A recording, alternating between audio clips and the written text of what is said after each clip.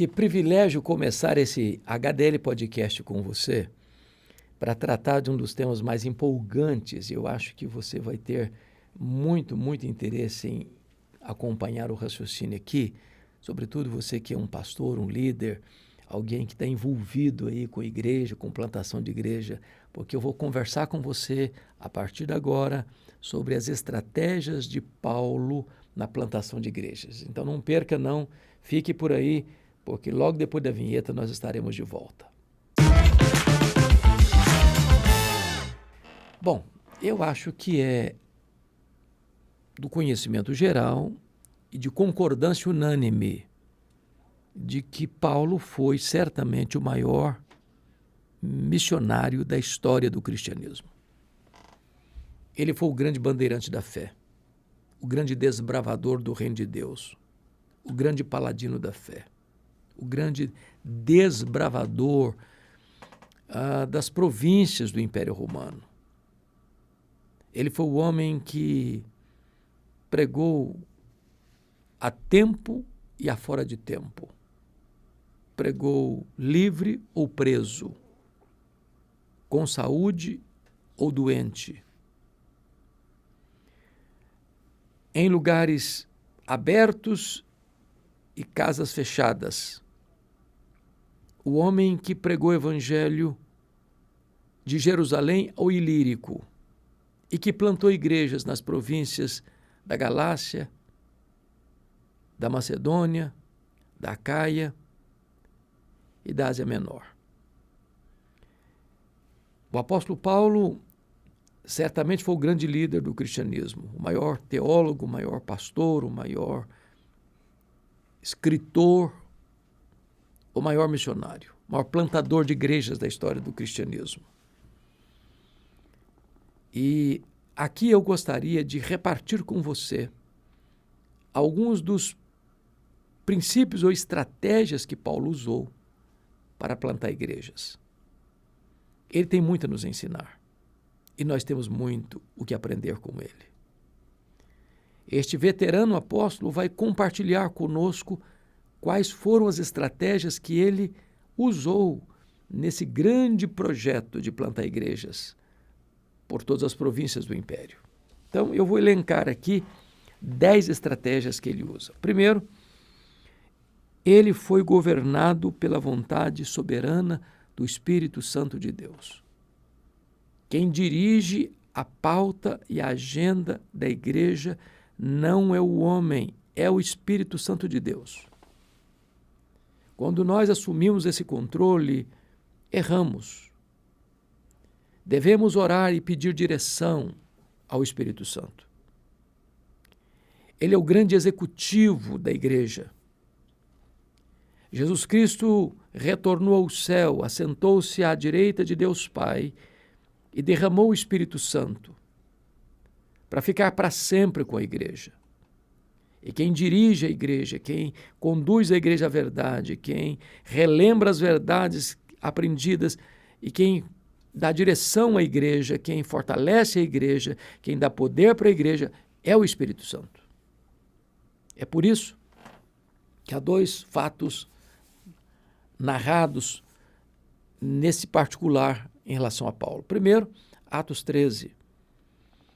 Paulo, até então chamado de Saulo, e Barnabé, juntamente com outros irmãos, ensinavam a igreja. Uma multidão era ensinada na igreja de Antioquia da Síria.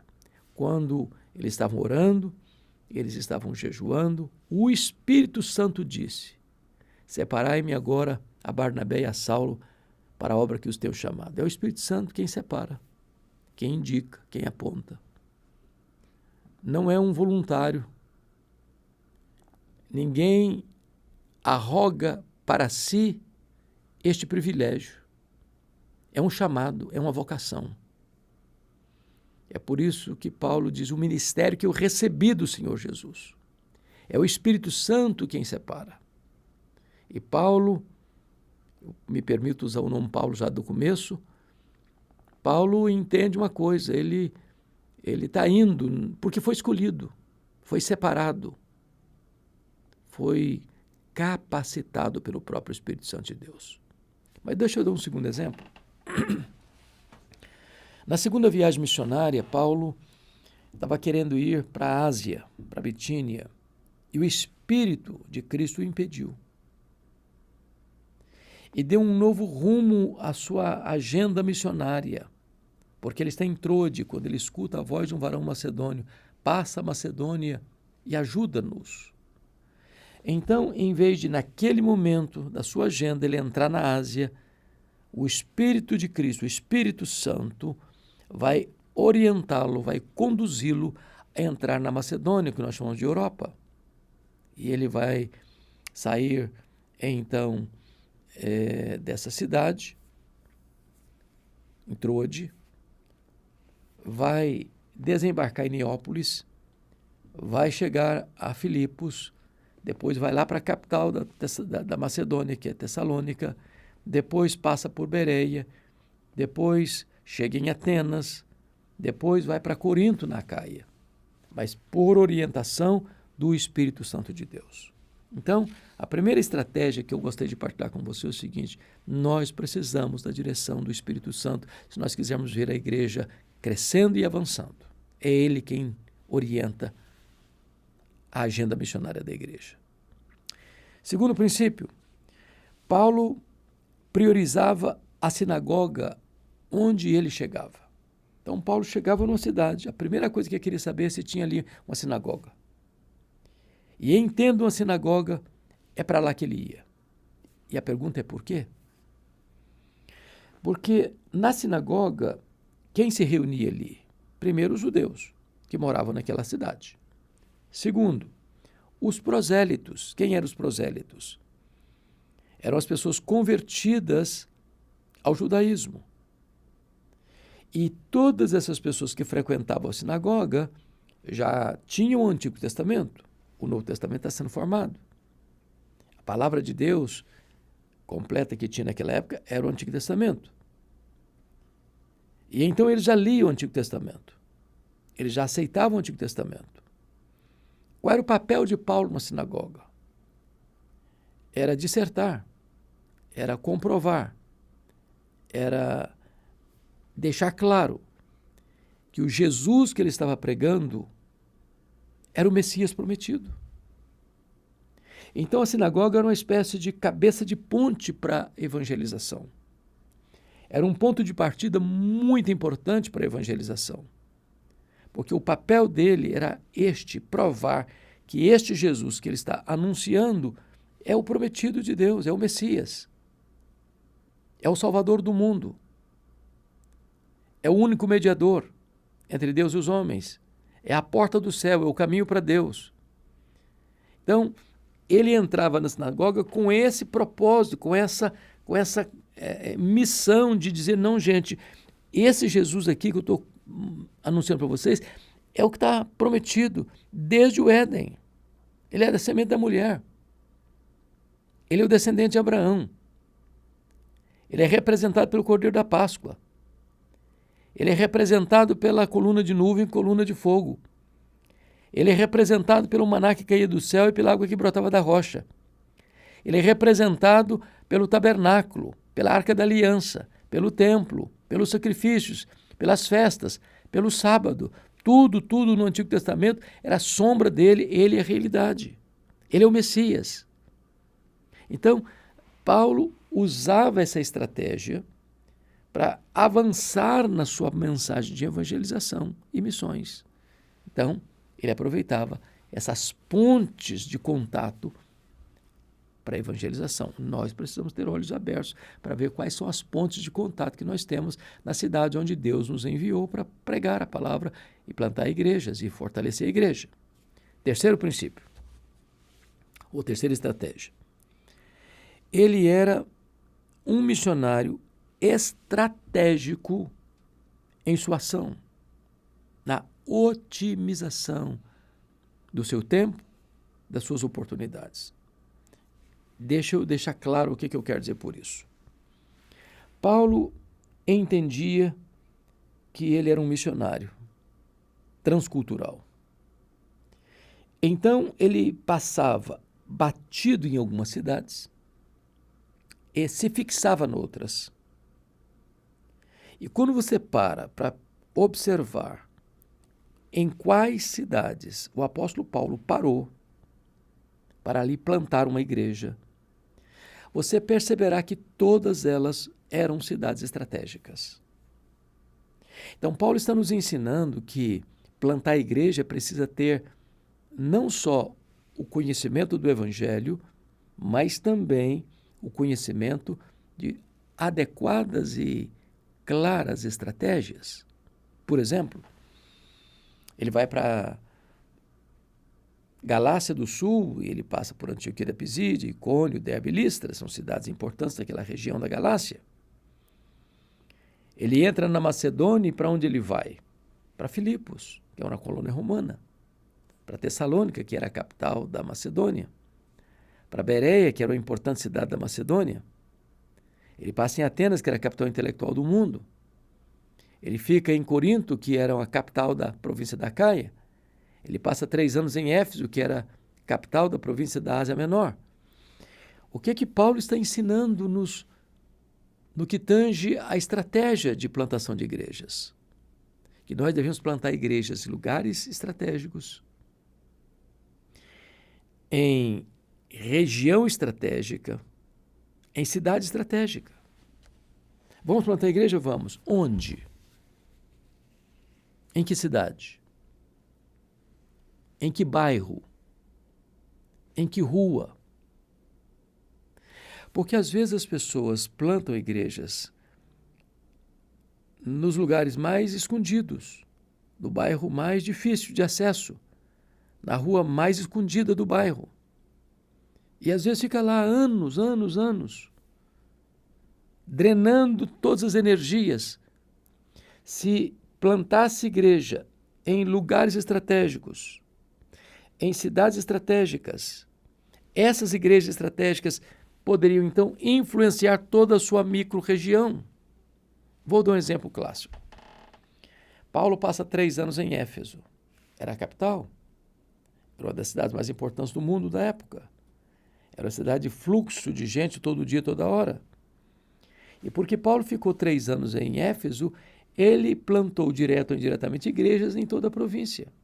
Esmirna, Pérgamo, Tiatira, Sardes, Filadélfia, Laodiceia, Colossos e Herápolis.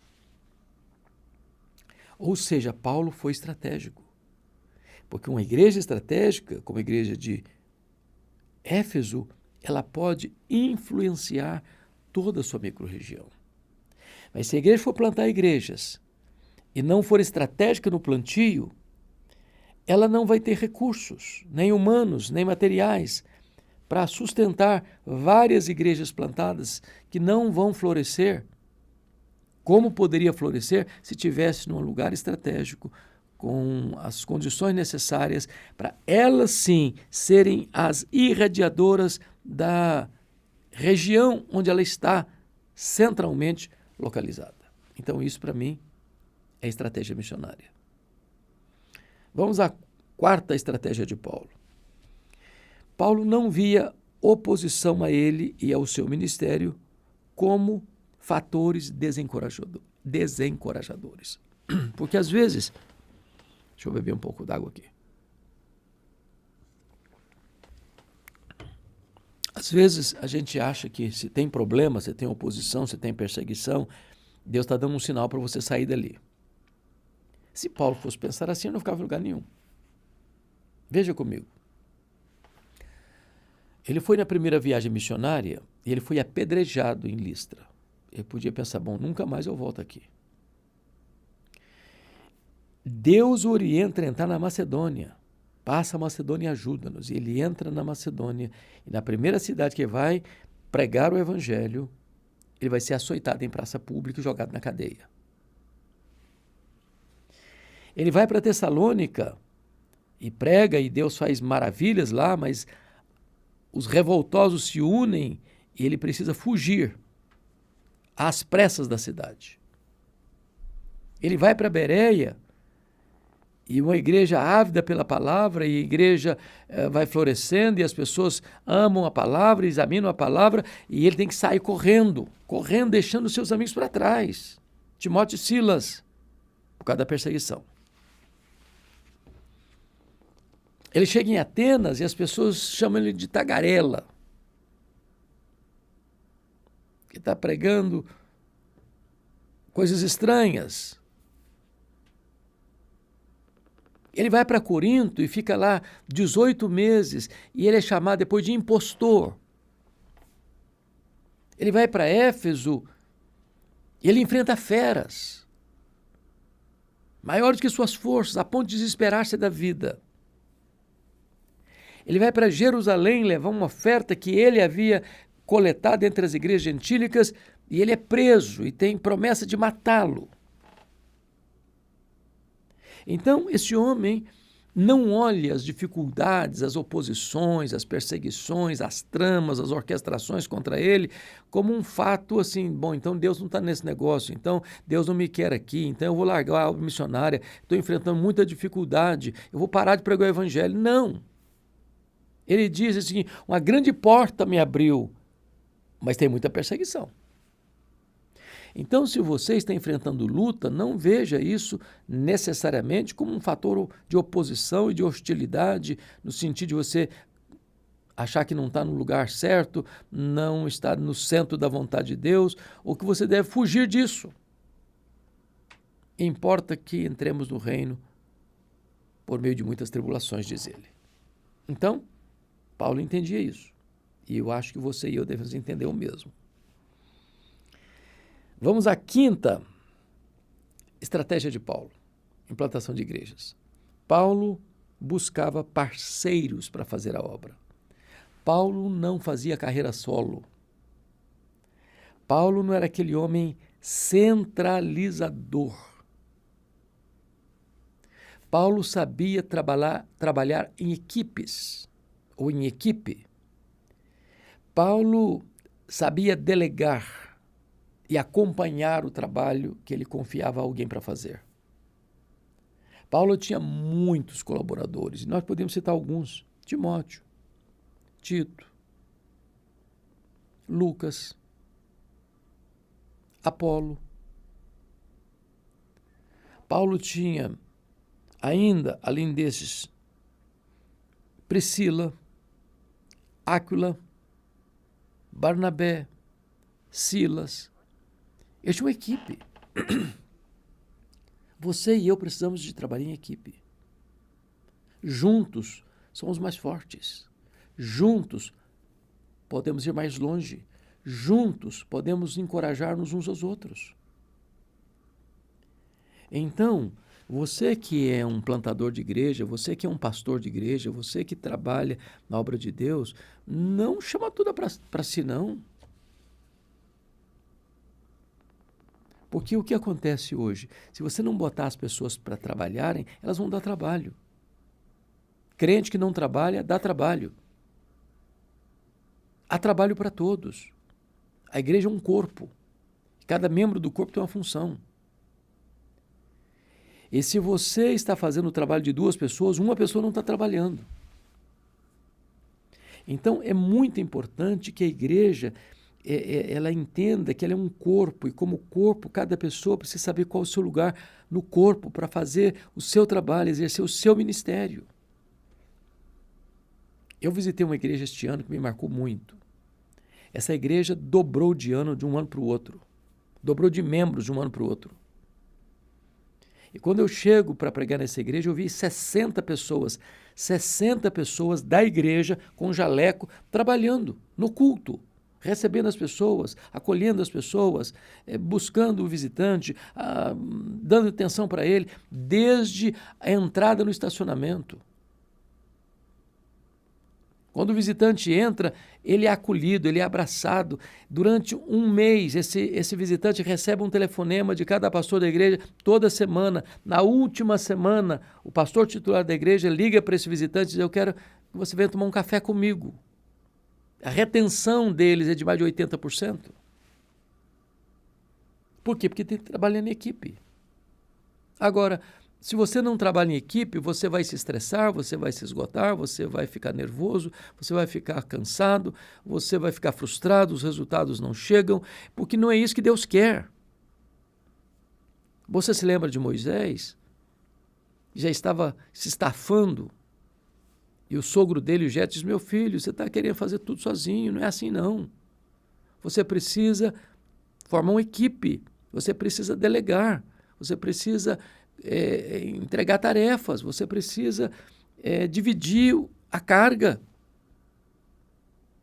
Então, eu penso que Paulo está nos ensinando também essa estratégia. Vamos à sexta estratégia de Paulo no plantio de igreja. Sexto, ele pregava no poder do Espírito Santo de Deus. Gente, aqui tem um ponto tão relevante. Porque o pregador precisa se preparar, é verdade. Eu estou com 42 anos de ministério, farei, se Deus permitir, em janeiro do próximo ano 43, e até hoje eu gasto pelo menos de 8 a 10 horas para preparar um sermão. Não tem como contornar isso. É preciso gastar tempo em oração, em estudo. Agora, nós não podemos pregar apenas com sabedoria humana, porque a nossa voz só consegue alcançar os ouvidos. Só o Espírito Santo consegue alcançar o coração. E Paulo diz lá em 1 Coríntios 2, 4 e em 1 Tessalonicenses 1, 5, que ele pregava com demonstração de poder do Espírito Santo. É por isso que os resultados vinham, é por isso que os corações se derretiam, é por isso que conversões aconteciam, é por isso que igrejas eram plantadas, porque a obra é feita no poder do Espírito Santo de Deus. Aliás, Jesus Cristo, depois que ressuscitou e antes de voltar para o céu, disse para os seus discípulos assim: permanecei na cidade até que do alto sejais revestidos de poder. Ou seja, antes de enviar a igreja ao mundo, Jesus enviou o Espírito Santo à igreja. E esta ordem, diz o Dr. John Stott, não pode ser alterada ainda hoje. Não é por força, não é por poder, diz o profeta Malaquias, mas é pelo meu Espírito, diz o Senhor dos Exércitos.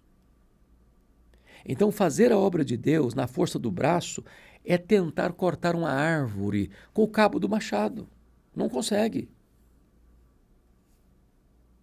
É no poder do Espírito Santo.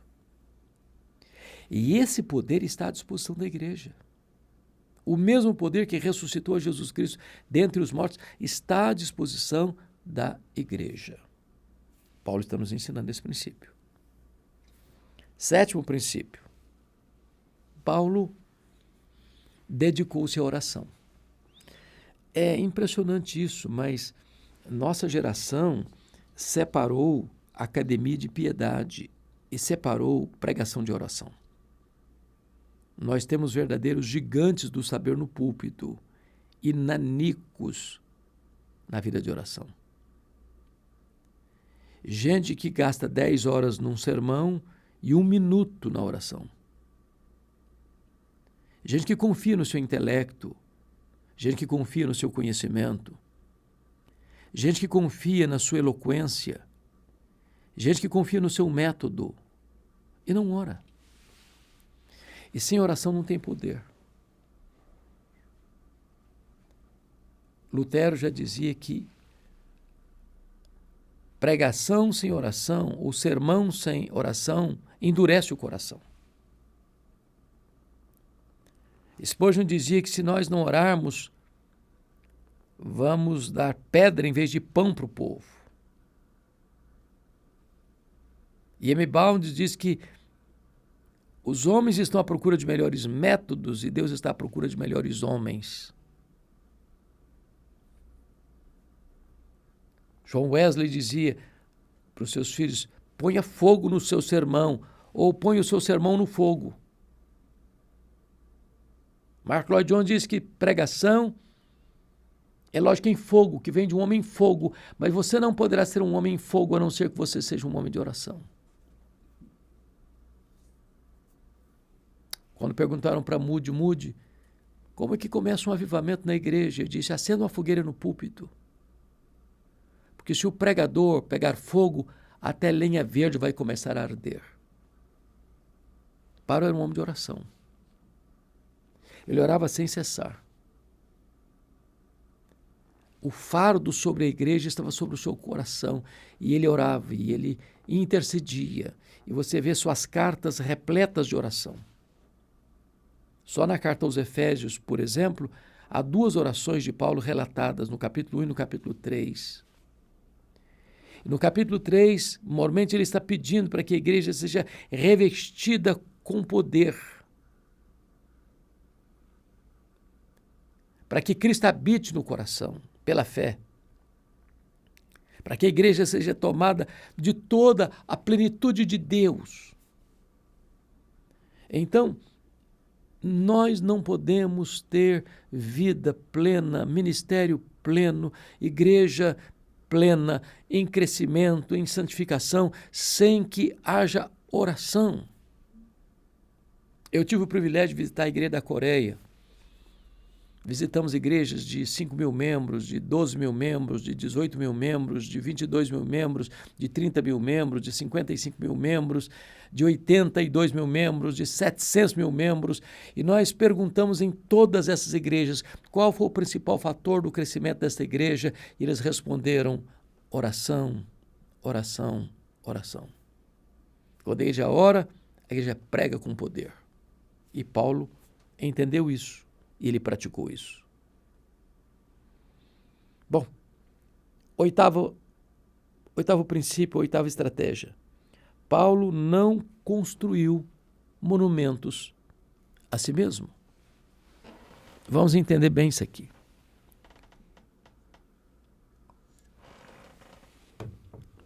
Se tinha um homem que podia se vangloriar, era o apóstolo Paulo. Aliás, quando ele saiu de Corinto, os falsos apóstolos chegaram lá e disseram, não, esse Paulo aí não é um apóstolo genuíno, ele não tem cartas de recomendação, ele não tem as experiências místicas que possam recomendá-lo como um apóstolo. E foram tentando desconstruir a imagem de Paulo, desbastando o apostolado de Paulo, lutando contra a credibilidade do apóstolo Paulo. Até contra sua vontade, constrangido até mesmo, ele precisa se defender e conta lá em 2 Coríntios 12 a experiência que ele teve, sendo arrebatado até o terceiro céu, ouvindo coisas inefáveis que é o homem não ilícito referir. Mas logo em seguida ele diz que em virtude disso, para que ele não se ensoberbecesse por causa da grandeza das revelações, foi-lhe posto o espinho na carne, mensageiro de Satanás, para lhe esbofetear, a fim de que ele não se ensoberbecesse, porque Deus ensinou para ele que o poder de Deus se aperfeiçoa na fraqueza. Tem muitos líderes hoje levantando monumentos a si mesmo, engrandecendo o seu próprio nome, recebendo aplausos dos homens, como se eles fossem os grandes caudilhos, os grandes chefes, os grandes donos da igreja, que devem ser honrados, que devem ser aplaudidos, condecorados. Eu não estou dizendo que você não deva honrar. A Bíblia diz que devemos honrar, sim. Honra a quem tem honra. Mas preste atenção, honrar não é botar no pedestal, não. Você não pode, pastor, aceitar ficar no pedestal. Deus não divide a sua glória com ninguém. O apóstolo Paulo chegou a dizer, em nada eu considero a vida preciosa para mim mesmo, contanto que eu complete a minha carreira e o ministério que eu recebi do Senhor Jesus para testemunhar o evangelho da graça de Deus. A vida de Paulo estava concentrada não nele. Ele não chamava glória para si. Ele não quis qualquer condecoração pelo fato de reconhecidamente ele ter sido o maior missionário do cristianismo de todos os tempos. Então, cuidado, muito cuidado para que você não queira os holofotes em cima de você. para que você não acenda as luzes da ribalta em cima de você, para que você não exija das pessoas que elas ponham você debaixo dos holofotes. Não faça isso. Porque na igreja de Deus todos estamos nivelados no mesmo patamar, somos servos. Aliás, no reino de Deus, a pirâmide está invertida. Quem quiser ser o maior vai ser servo de todos. O próprio Cristo deu-nos o exemplo, sendo Deus, não julgou como usurpação ser igual a Deus, antes a si mesmo se esvaziou, assumindo a forma de servo, humilhando-se até a morte, morte de cruz. Foi ele quem se esvaziou, mas está escrito, foi Deus o Pai quem o exaltou. Ele não se exaltou, ele se esvaziou, mas quem o exaltou foi o próprio Pai. Não fica bem exaltar a si mesmo. E Jesus está nos ensinando isso, e Paulo está nos dando também o exemplo. Então vamos ao nono princípio, a nona estratégia de Paulo, da plantação de igrejas. Paulo tinha um amor acendrado pelo Senhor Jesus. O que é que motiva você? O que motiva você? Seu nome? Sua denominação? A placa da sua igreja? O tamanho da sua igreja? A sua projeção pessoal? O fato de você ser conhecido? O que motiva você? O apóstolo Paulo diz, o amor de Cristo me constrange. O amor de Cristo me constrange. Ele diz, para mim, o viver é Cristo. Este homem não importa com nada se ele está sofrendo, se ele está preso, se ele está sendo açoitado, se ele está enfrentando um naufrágio, se ele está sendo açoitado com varas, se ele está passando privações. O que importa para ele é Cristo. É amar a Cristo, é servir a Cristo, é pregar a Cristo, é buscar a glória de Cristo, é anunciar o senhorio de Cristo, é anunciar o evangelho de Cristo, é promover o reino de Cristo e buscar a glória de Cristo. É Cristo que é o vetor da sua vida. Deus se importa com a motivação. Então, examine o seu coração. Se Cristo ocupa o primeiro lugar, que se ele não ocupa o primeiro lugar, nenhum outro lugar ele ocupa. Ele não é para ser colocado em segundo, terceiro e em último lugar. Ou ele é o primeiro, ou ele não é nada. Ou ele é o Senhor, ou ele não é nada. Mas, finalmente, 10º princípio de Paulo na plantação de igreja. Paulo tinha um amor profundo pelas pessoas para quem pregava. Olha, ele chega a dizer lá em Romanos 9 que ele preferia ser anátema, maldito, perecer eternamente, para que os judeus fossem salvos. Tamanho amor que ele tinha pelo seu povo. Ele estava pronto a perecer se isso ajudasse o seu povo a ser salvo. Uma coisa é você amar a pregação, outra coisa muito diferente é você amar as pessoas para quem você prega. Tem gente que gosta da massa, da multidão, mas não gosta de gente. Não gosta que ninguém encoste. Rejeita até tirar uma fotografia com alguém que vem pedir, posso tirar uma fotografia com você? Não faço isso não. Ame as pessoas. Se importe com as pessoas. Dê tempo para as pessoas, escute as pessoas, valorize as pessoas.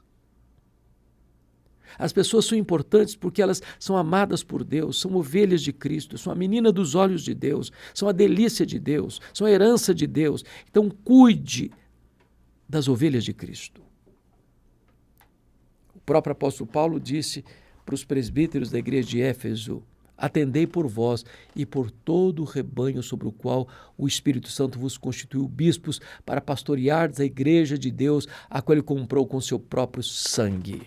Então, ame pessoas, sirva pessoas, cuide de gente. E assim, você imitará aquele que foi o bandeirante do cristianismo, o maior plantador de igrejas da história do cristianismo. Eu espero que essas 10 estratégias que Paulo usou possam ser imitadas por você, por mim, por nós, para que no nosso tempo e em nossa geração possamos continuar pregando o Evangelho, plantando igrejas e vendo o avanço do reino de Deus na terra. Deus abençoe sua vida. Um grande abraço para você.